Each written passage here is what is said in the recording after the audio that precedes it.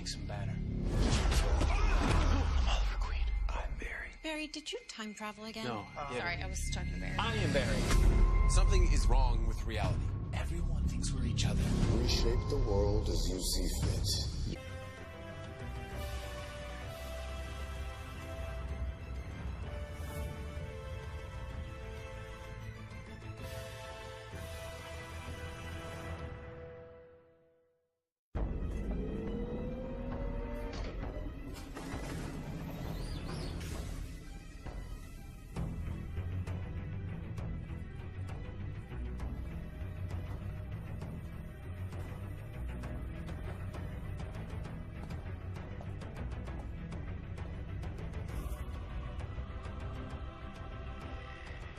True crossover of the CW shows Arrow, Flash, and Supergirl. I have went ahead and reviewed, all of them. And today is the day that I'm going to go ahead and review the 3-part crossover of ELSEWORLDS.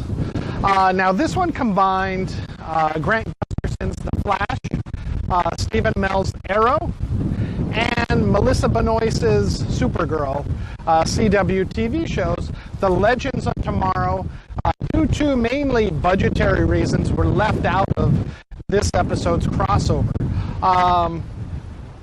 Budgetary reasons, I feel, only because they inputted the use of Superman, from Supergirl, and then also they introduced the new character of Batwoman, played by Ruby Rose, which I will discuss. So basically this was 3 parts, and so overall I would give this 3-part or 2.5-hour show, essentially, if you watched it all together. Remember our rating scale, a shock, a thumbs up, it's good to see. I recommend it. Shock and thumbs down, it's bad to see, it's junk. And I would say that overall, for all 3 episodes, it is a shock, a thumbs up.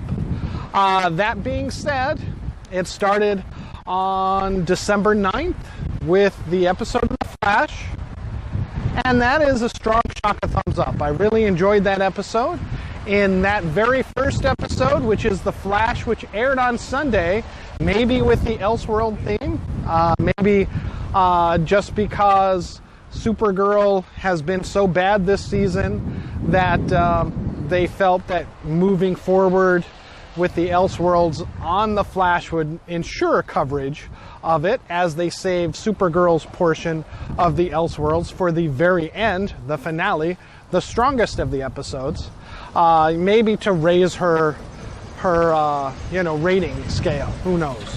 But for The Flash, it is a shock, a thumbs up for that very first episode. This one entails, Flash as Stephen Amell, Barry Allen. For some reason, he wakes up in the Flash's body, Barry Allen's body, and Grant Gusperson wakes up in Oliver Queen's body as the Green Arrow. And the two must go about to solve why this has taken place. Of course, the two go to their friends at Star Labs, the scientific geniuses of the CW world, to try to figure this out, and they are quickly locked up because they think they're both crazy, because there's no scientific reason that the two should have switched bodies or have switched bodies. There's no evidence of it, and obviously they feel they're having some kind of mental breakdown. Despite everything the Flash has seen, in the previous episodes, hello, the Thinker switching bodies with people, how is that so impossible, to believe, that it could take place? But so Barry and, Barry, played by Stephen Amell, and the Arrow, Oliver Queen, played by Grant Gusperson, break out of Star Labs and are able to convince the two, with the help of getting Supergirl to identify them, because she is not affected by this reality twisting event, because she was off-world. She is actually from a different dimension, Earth 38, whereas Barry and Oliver are from Earth 1, which these effects seem to have only taken place on. So she can identify both of them.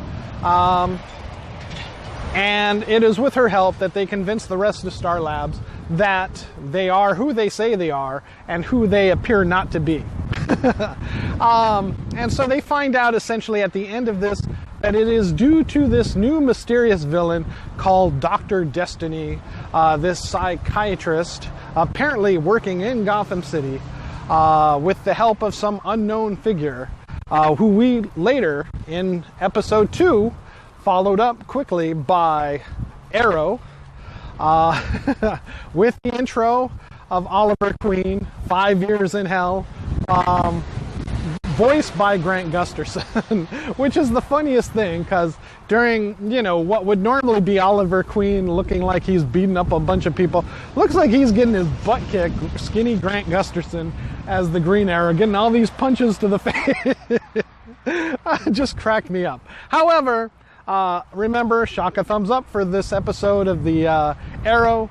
Shock a thumbs down for this episode of the Arrow as part 2 of the ELSEWORLDS sequel. And I would have to say it was a shock a thumbs down. This one introduced Batwoman as the two heroes appear in Gotham.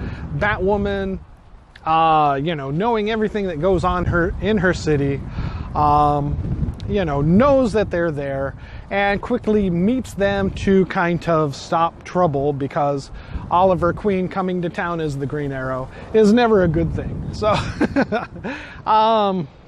regardless of if it's Grant Gustafson or not.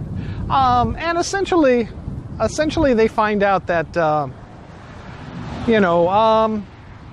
they find out that this psychiatrist, Dr. Destiny, is actually working at Arkham Asylum, and you get a little bit of a break-in by the Arrow, by the Flash into Arkham Asylum, along with oh gosh, what's her name? Katie. Who is that? Cold. I forget what her name. I forget what her name is offhand. It's not Captain Cold, of course. Gosh, I'm so sorry. But yeah, so she plays. So basically, our heroes get into Arkham Asylum. And right away, Flash and Arrow are exposed to the fear gas from the Scarecrow, and basically end up fighting each other, thinking that that Stephen Amell as the Flash is fighting the Reverse Flash, Theo Bethon, and that Malcolm Merlyn is being seen by Grant Gustafson's as Oliver Queen, and has to fight him. But in fact, they are actually fighting each other, and Batwoman has to break them up. They are able to find out that Dr. Destiny is using this Book of Destiny to able to rewrite reality. They get the book back, however, lose it very quickly, and history is rewritten by Dr. Destiny once more. We find out that a mysterious figure called the Monitor is doing all of this to somehow prepare our people for what's about to happen. That a threat larger than himself is coming, and they must ensure that they are ready for it. And he's simply testing them and preparing them for this moment. And we find finally in the 3rd episode of the ELSEWORLDS, starring, in the Supergirl episode, which, is it a shock a thumbs up or a shock a thumbs down? You already know, it is a shock a thumbs up. One of the strongest episodes for this season of Supergirl, in a very long time, actually. Basically, although she does have the meat of the episode, it has also contributed a lot to Superman, who comes in to gain the Book of Destiny back and rewrite everybody back to who they are and defeat Dr. Destiny. However, the Monitor is still at large. Basically, his threat, that a larger, more significant threat is on its way, looms over them all. This episode stood out well for an evil Superman taking on Superman, defeating Supergirl, and even Flash and Arrow are unable to do anything against him. It is only, basically combined that they are able to defeat Dr. Destiny, who has taken on the form of this evil Superman. I would like to say that it is the strongest episode, but it is actually on par with the very first ELSEWORLDS episode from The Flash, where all of them have to team up amazingly against the power-stealing android of Amazo. That was done really well, including Superman, Supergirl, Flash, Green Arrow, all had to come together to defeat this incredible, this amazing,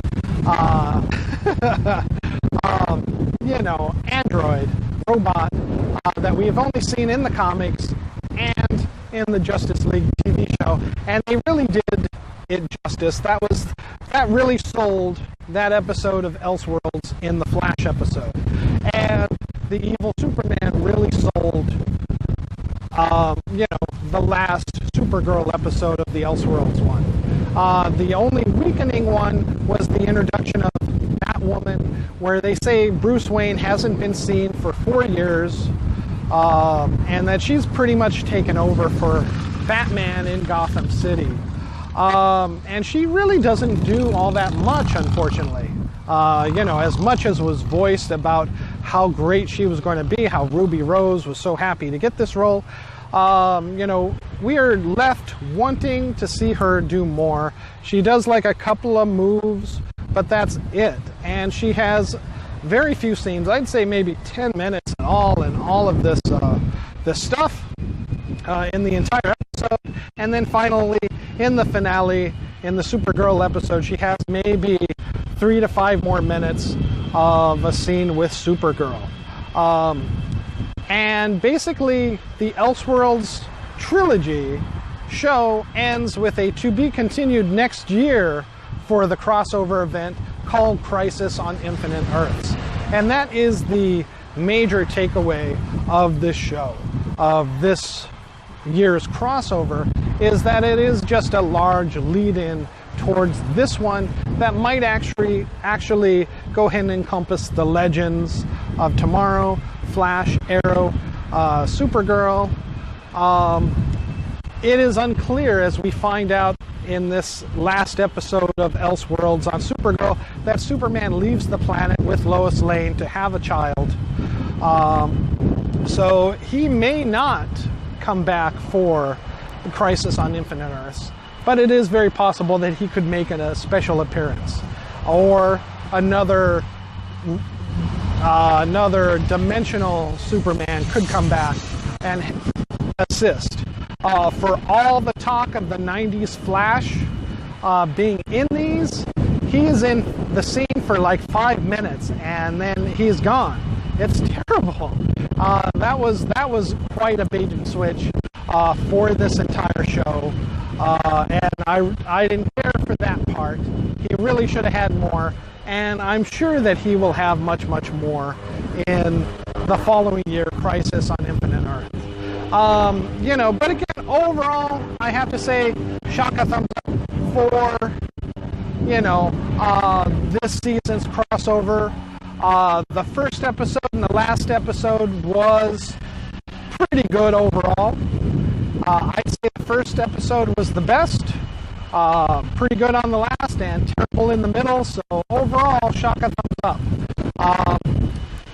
So it's definitely worth watching again. Go to the CW app, go to the, CW website, watch the episodes back to back, all 3, and you'll be very satisfied. They do drop a lot of Easter eggs with Superman, with Batman, even even so much as pointing out that the 90s Flash that we see for a moment, played by John Wesley Shipp, does think that John Diggle, is the Green Lantern from the cartoon Justice League.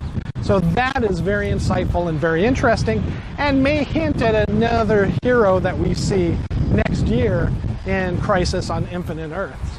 And hopefully they are able to get that large budget to really bring in all the superhero teams, possibly, since it's Infinite Crisis on Infinite Earths, we could very well see next year, I'm predicting it now, that we will see Black Lightning, Thunder, and maybe the new Lightning, Jennifer, his youngest daughter, Black Lightning's youngest daughter, in this Crisis on Infinite Earth crossover. So,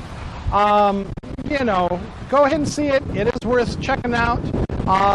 But if you skip it, that's fine too, as the majority of the story, the meat and the potatoes, will all be coming next year on Crisis on Infinite Earth. Likely in December again for 2019. All right, thank you so much. This is Trinidad, your Island Man, live here from Hawaii, giving you the TV review of the CW's 3-part crossover, Flash, Arrow, Supergirl, ELSEWORLDS.